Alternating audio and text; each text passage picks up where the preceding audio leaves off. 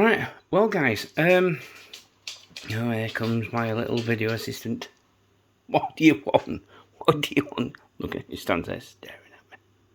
Just staring at me. Right, so, remember that video with the cat? Every time I talk, comes a bit closer.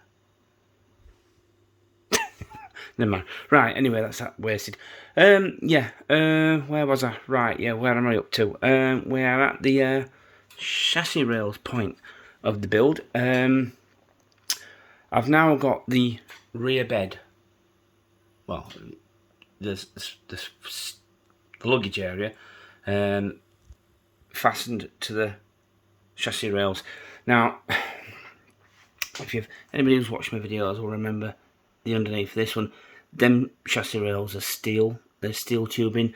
They're aluminium. Thinking make it a bit lighter. It didn't go well. So I don't work with aluminium when it needs bending. One of them goes along, bends down, bends up, gets the end. The other one goes along, bends out, snap. Fixed it. Bend it to the end, snap. So it's in 3 pieces. Is one chassis rail. I just bolted it together. It's an ugly, but it's ugly, but it's an ugly repair. Ugly.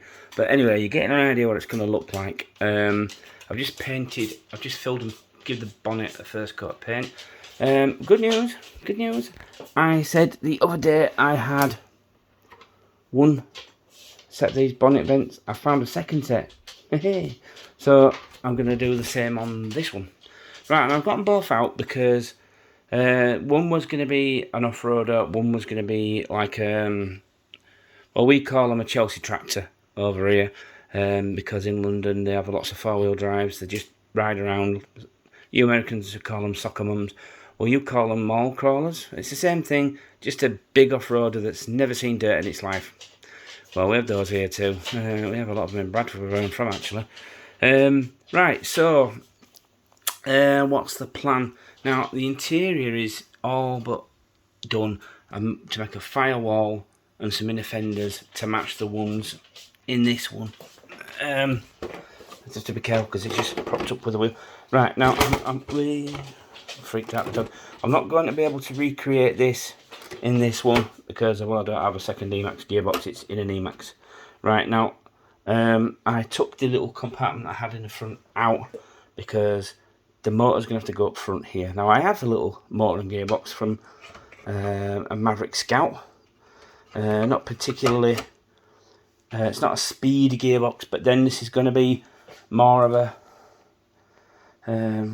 what is this going to be? I suppose a trail truck. Yeah. The interior, now, I painted all the interior pieces. It used to be grey, and I painted all the interior black on this one. Now, you see these pieces here?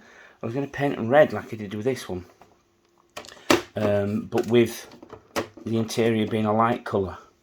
It's all going to be beige and red, and I've managed to lose them, all of them. I found this one in the shed. Now that's not one of the originals.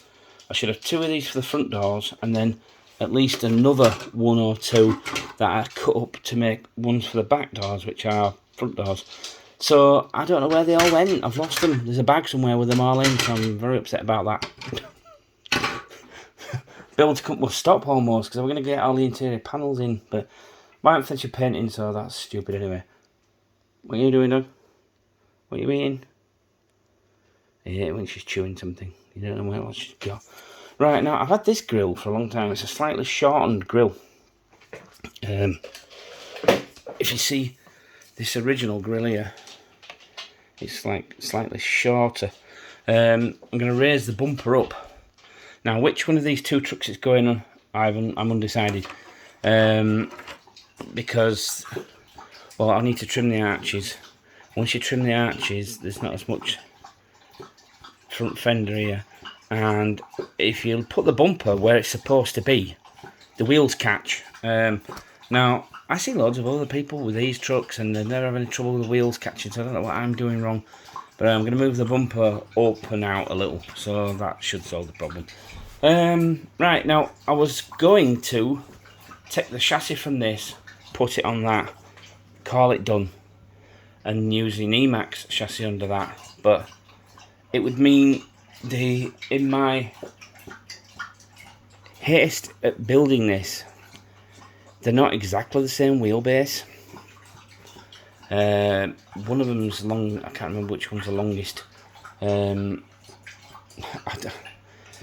They are both based on the same chassis, so in real life. So what I should have done was made them both exactly the same length. I never even gave it a thought. I was that busy making sure I could. I didn't stop to find out if it were right. So yeah, there's still some filling work. I don't know if I can be bothered. This, yeah, it's just about coming out. Filler primer is not going to fill those imperfections, so I'm going to have to take that back down to plastic and refill it, and hopefully that will be the last time. There's a few other little niggles like this gap here that you no, I've noticed in these. This doesn't matter how many times I bond this, it cracks. So I'm rethinking the bright green to go with a darker colour to hide the imperfections that I'm unable or can't be bothered to get rid of. Right, now this one, I think I'm done with the yellow. I used Rust-Oleum paint and it's crap. Again, I don't know if it's how I painted it or whether it's the wrong paint for the job or what. I mean, it's weathered itself. I mean, everywhere you touch it, often the paint's gone dull and dirty. I suppose it really does look like, I mean, these are 99, 2000, 2004 the design went up to. So they're 20-year-old, these trucks, so I suppose a 20-year-old one that's actually been used would look just like that, with some scrapes and stuff. So yeah, I may just leave it alone. I don't know if I can be bothered. I've done so much sanding with this, I don't know if I could be bothered starting again. What else have I done? That's pretty much it. I stretched, I got these. Now, this one looks particularly good. You would think these were Pro-lined, but they're not the copies. Sorry, not copies. Homage tyres. Seeing as YouTube seems to have a thing about that word at the moment. These are cheap knockoffs of the Pro-line KM3s. The other ones are not quite so good. This is about the only one. And even then, it's not coming out on the camera, but it is flawed quite substantially in places. But I paid £20, £22 posted for all four, and these are sticky. These are really, really soft compound. I don't know how long they'll last, but these will grip, and they're very soft, so they'll conform nicely to rocks and stuff. So I reckon they'll be good crawling tyres actually. I need to glue them on. There were 2.2s. I actually bought them to go on these, but these rims are the bane of my life. They won't go on anything. I've got them on these Wraith axles, and they are Wraith wheels. And I've had to use extenders because these little nubs, these little bolts here, these little nuts here, are the same on the back. And these, where they stick out there, they catch on the C-hubs. And same around the back, but on lock, they just stop. It's like a line lock. It's just like they just stop. So they won't go on anything with solid axles. I've tried them on every single truck I own, and they do the same on every truck without the extenders. So it's like, yeah. So they were £24 for the lot. They look cool, but yeah, somebody didn't think of that, did they? I haven't touched the Land Rover.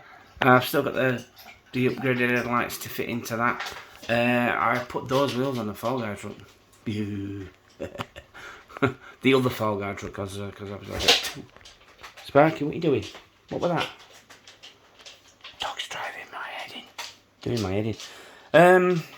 That's what was underneath this Excursion. Everybody's commented on the colour of this primer. It's like a camel Land Rover colour. Like it's that mustardy, orangey, rusty, khaki colour. And I don't mean khaki, I mean khaki. Right, so what have I got planned? Right, I'm going to work my plastic magic again. This is a bumper for a Tamiya Highlift Toyota Tundra. Darren Dorian sent it to me when he sent me some stuff. I've checked, and Tamiya like to do oversized pieces on their trucks. The number plate section in the middle is about the right size to replace the bumper on this. Now, I know you're looking at the screen going, what the hell is he talking about? But yeah, that's about the right size for the bumper, because this comes way down lower than it should. It should go from about here and go upwards. The bumper's actually only about that size on a real one, which is ta-da! So I will be cutting it there and extending it and refitting it on there.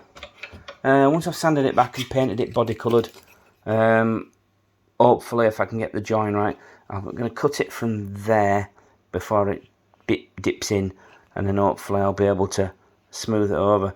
But the number plate is actually the right size for this truck. So I don't know if it's a massive number plate aperture on a Tundra, or whether Tamiya did they like to do like cartoon, almost caricature models. They are really, really detailed, but they're never quite properly scaled. It's always something that's oversized or undersized or exaggerated or understated somewhere. Anyway, rambling on now for 10.5 minutes, 11 minutes, 12 minutes even. Yeah, so I've still got a bit of sanding to do, more sanding. But yeah, just wanted to show you where we're at right now. Yep, that's it, guys. Thanks for watching, and more soon.